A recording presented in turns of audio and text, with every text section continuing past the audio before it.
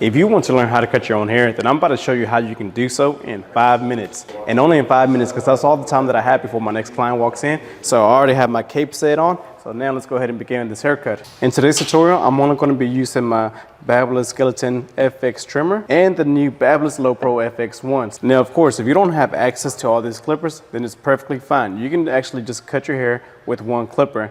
I would really recommend having a clipper and a trimmer though. But if you only have a clipper, you can still do so. You're just gonna have to skip the step of using the trimmer. But the reason I'm gonna be using two sets of trimmers are because one set of trimmer are straight out the box. They've never been adjusted, they're zero gap. So whenever I go to create my guidelines, it's gonna be a lot softer and I'm gonna be able to fade them out a lot easier. Then my next trimmer, this one is straight out the box as well. They're just naturally designed to where they cut a lot closer already. So I'm gonna be using this trimmer whenever I go to really define my C-cup and create those sharp defined lines. But anyways, like I said, we're gonna begin with the Babyliss Skeleton FX trimmer. And I'm gonna begin by creating my first initial guideline right wherever the ear connects to the head. But whenever you're doing this, notice how I'm digging in.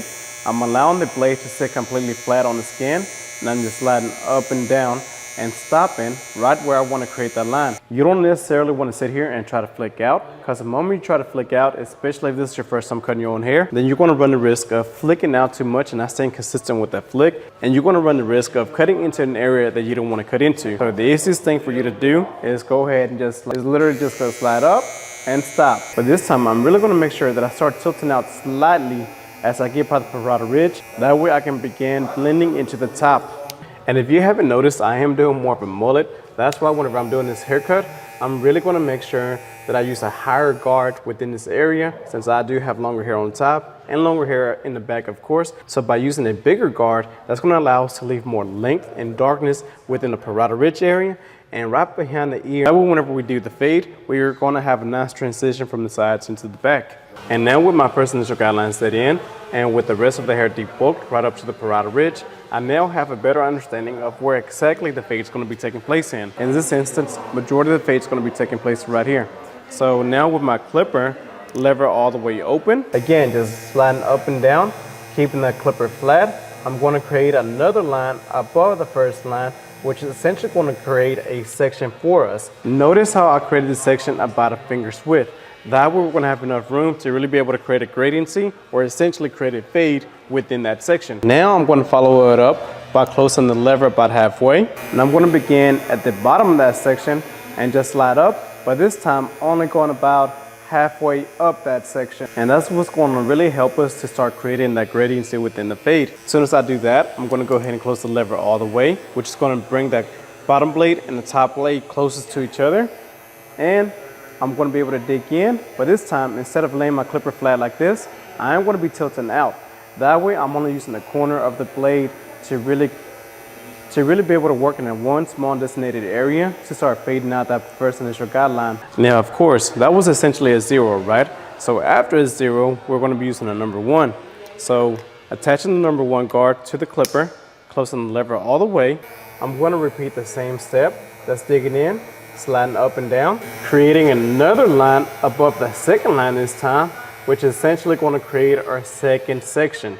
So now we have the 0 and the number 1, and we're left with a line right in between those two, which is easily going to be able to be taken out with a half guard. I'm going to dig in right in between those two sections to completely fade that line out. Now, if you do not have a half guard, then what you can do is take your clipper without a guard and open up the lever all the way, which that's essentially going to be equivalent to a half guard. It's still going to offset it a little bit to where it cuts a little bit closer, but it's going to be pretty dang close to the half guard. But really make sure to tilt out to use that corner to, again, work in a small designated area and take that line out. Easy, right? This first part, easy. So as you recall, at the beginning, we started off with the number 3 guard to debulk. And now we just left off with the number 1. So literally the only thing we have left to do now is use a guard that's going to take out the line in between the number 1 and the number 3, which if you know how to count, then you already know a number 2 is easily going to be able to do that. So using the number 2, lever all the way closed, we're going to come back in and point cut right in between those two sections. Again, notice how the whole time I've been laying my clipper flat. I'm not flicking out. I'm not holding it like this. I'm allowing the guard to sit flat. The only thing I'm doing differently is tilting out. So I'm either tilting out this way or I'm tilting out that way, depending on the hair growth.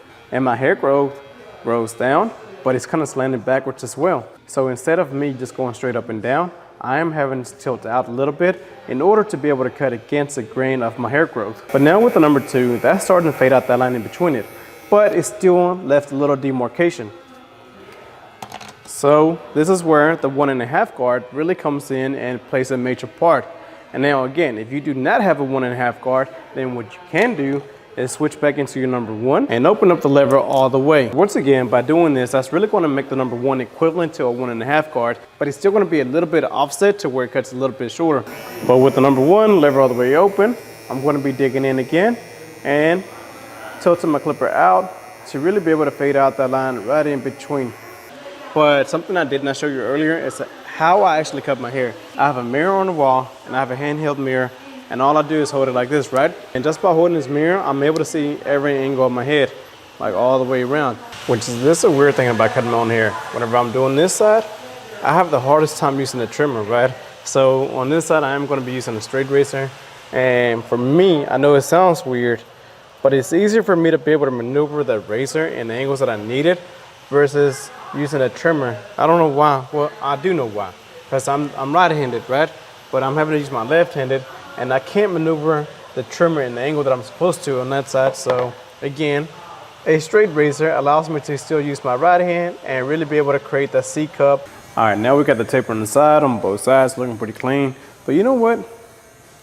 There's still one thing missing. I think I know what it is. And of course, I was talking about the double edge up. But now on this part, I didn't realize that my mic set died, so I am having to do a voiceover. But I was typically just showing you how I was able to do a mid taper while allowing myself to keep the darkness right by the parietal ridge. That way we can make a good transition from the sides into the top. And I know this is going to sound weird, but the only way that I like my mullet is with a hat on. I don't like the way it looks without it. That's why I went ahead and put on the Fort Worth Barber Supply hat on, which by the way, if you're looking for clippers or anything for your station, then you can always find it at Fort Worth Barber Supply. They do have a website, and again, you can find whatever you need. And what's even better is that if you use my discount code George10, you can save some money off. And I'm showing you basically how by doing a mid taper, you can still see the fade, but you can also see the hair sticking out in the back, which is why I went with a lower taper instead of a high taper. And you already know, una vueltecita para ti. And I remember on this part, I was saying thank you so much for watching, and it would mean the world to me if you could like, share, and subscribe to the channel. So thank you.